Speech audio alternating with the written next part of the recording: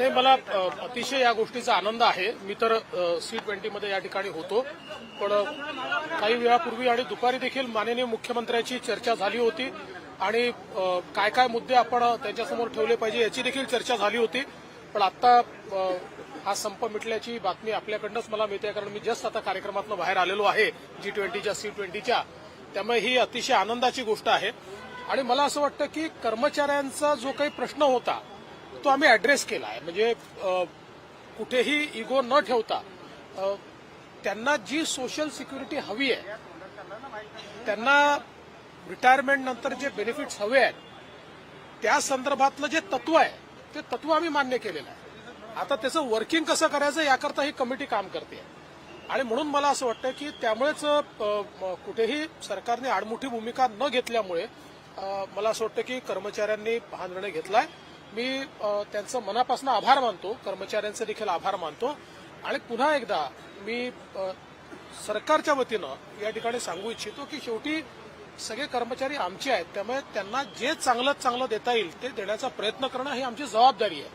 कुठेही आमची त्यात आडमुठी भूमिका नाही आहे.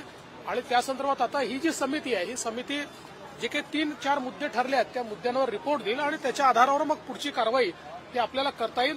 शेवटी जे आम्ही सातत्याने म्हणत होतो की संवादातनं तोडगा निघतो, तो संवाद झालेला आहे आणि म्हणून मी कर्मचाऱ्यांचंही अभिनंदन करतो आणि विशेषतः पुढाकार घेतल्याबद्दल माननीय मुख्यमंत्र्यांचं मी विशेष आभार मानतो. तुमचा यामध्ये मोठा रोल होता, तुम्ही सुद्धा कर्मचाऱ्यांसोबत वारंवार चर्चा केली होती. नाही, शेवटी आम्ही पार्ट ऑफ गव्हर्नमेंटच आहोत, त्याच्यामुळे मुख्यमंत्र्यांच्या नेतृत्वात आम्ही सगळे लोक काम करतो आणि आमचा पहिल्या दिवशीपासून प्रयत्न होता की कुठेही संप होऊच नये. पण शेवटी तो संप झाला, पण आज तो मागे घेतला जातो, ही आनंदाची गोष्ट आहे. आणि आम्ही पुढे देखील कर्मचाऱ्यांच्या सोबत जास्तीत जास्त चर्चा करून मार्ग काढू. 3 महिन्याचा वेळ समितीला दिलेला आहे, त्यामुळे टाइम बाउंडच आहे. हिंदी में बताया, राज्य कर्मचारी जो स्ट्राइक पे थे 7 दिनों से कॉल्ड ऑफ हो गई है. देखिए, 7 दिनों से हमारे जो सारे राज्य सरकार के कर्मचारी थे वो ओल्ड पेंशन को लेकर स्ट्राइक पर गए थे. उनके साथ हमने काफी नेगोशिएशंस किए और हमने उनको ये कहा है कि रिटायरमेंट के बाद उनको सोशल सिक्योरिटी मिलनी चाहिए, उनको ठीक ढंग से जीने के लिए रिसोर्सेस मिलने चाहिए. ये जो प्रिंसिपल है, इस प्रिंसिपल को हम मान्य करते हैं और उसी के आधार पर हम लोगों ने एक कमेटी तैयार की है कि जो committee old pension scheme, new pension scheme, ये सबको देखेंगी, उसकी जांच करेगी और किस प्रकार से हम लोग वो सारे बेनिफिट्स उनको दे सकते हैं ताकि वो एक अच्छी जिंदगी जी पाए और किसी के ऊपर डिपेंडेंट ना रहे. इस प्रकार का सारा उसकी जो चीजें उसका अभ्यास करके कमेटी अपना रिपोर्ट देगी. साथ साथ जो हमारे सारी यूनियंस है वो यूनियंस भी कमेटी के सामने जाएगी और यूनियंस के साथ भी कमेटी पूरा विमर्श करेगी और एक इंडिपेंडेंट कमेटी हमने तैयार की है. 3 महीने का समय दिया है और ये जो पहल हमारे मुख्यमंत्री जी ने की उसके बाद कर्मचारियों ने स्ट्राइक वापस लिया. ये बहुत अच्छी बात है. मैं उनका भी आभार व्यक्त करता हूं और मुख्यमंत्री जी का अभिनंदन करता हूं. अनिल जयसिंग याला त्याच्यावर सविस्तर बोलेन नंतर.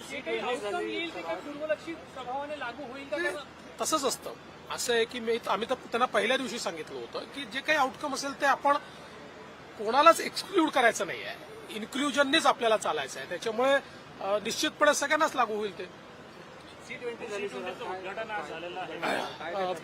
नागपूरच्या विकासाला कशा प्रकारे चालना मिळेल? मला अतिशय आनंद आहे की आज G20च्या अंतर्गत C20चं या ठिकाणी उद्घाटन झालेलं आहे. आज उद्घाटनाच्या सत्राला मी स्वतः त्या ठिकाणी उपस्थित होतो आणि जवळजवळ 26 देशातनं त्या ठिकाणी 350 लोक आले आहेत. जवळजवळ 150च्या जवळपास फॉरेन डेलिगेट्स या ठिकाणी आहेत आणि आज माता अमृतानंदमयी असतील किंवा कैलाश सत्यार्थींसारखे नोबेल पुरस्कार विजेते हे देखील या ठिकाणी होते आणि अतिशय चांगलं मार्गदर्शन झालं. परंतु हे उद्घाटनाचं सत्र होतं. आता जवळजवळ 14 विषयांवर वेगवेगळे ग्रुप्स या ठिकाणी काम करत आहेत आणि त्या 14 विषयावर डेलिब्रेशन्स होतील आणि मग त्याचा रिपोर्ट तयार होईल जो G20ला किंवा जी काही त्या ठिकाणी C20चं सेक्रेटरिएट आहे त्या ठिकाणी नेलं जाईल. मला हा विश्वास आहे की विशेषतः सिव्हिल सोसायटी जी आहे त्याची जी एंगेजमेंट आहे ही अत्यंत महत्वाची आहे. कारण कुठल्याही देशाचा आत्मा ही सिव्हिल सोसायटी मुवमेंट असते आणि म्हणून ही एक अत्यंत महत्वाची बैठक या ठिकाणी पार पडते.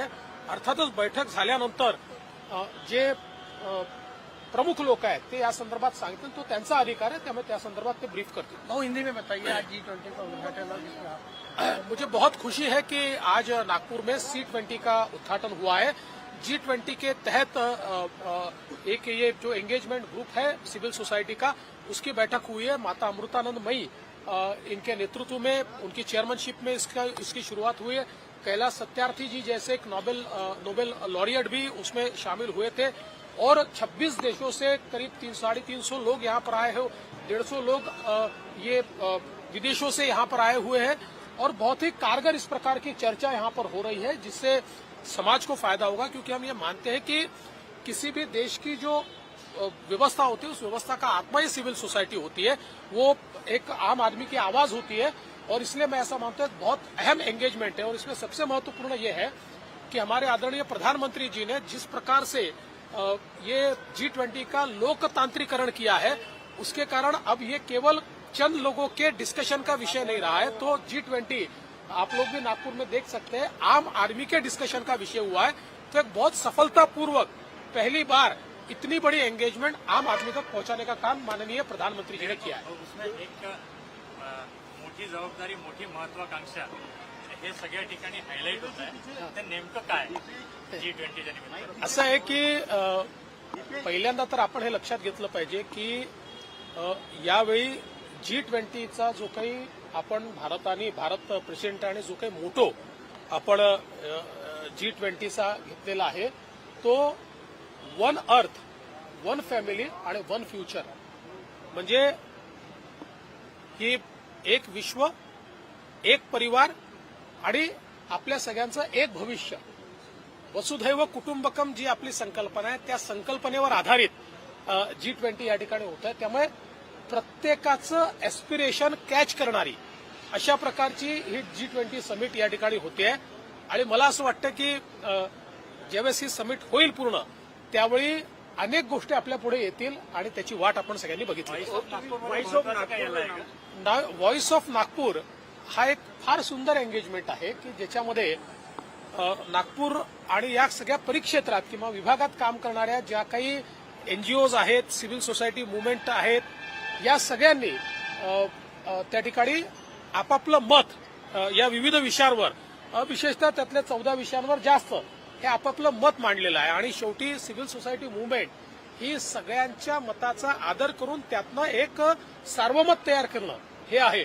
आणि म्हणून आज व्हॉइस ऑफ नागपूर जे आहे ते माझ्या हस्ते माता अमृतानंद मई यांना म्हणजे चेअर ऑफ C20ला आम्ही दिलेलं आहे. आता C20चं सेक्रेटरिएट हे त्याच्यावर पूर्ण अभ्यास करेल आणि त्यातल्या ज्या काही एस्पिरेशन्स असतील, ज्या सूचना असतील किंवा जी मांडणी असेल, यातलं जे लोकहिताचं असेल, जे सर्वजन हिताचं असेल ते त्या ठिकाणी त्यांच्या जो काही मसुदा आहे त्या मसुद्यात ते घेतील.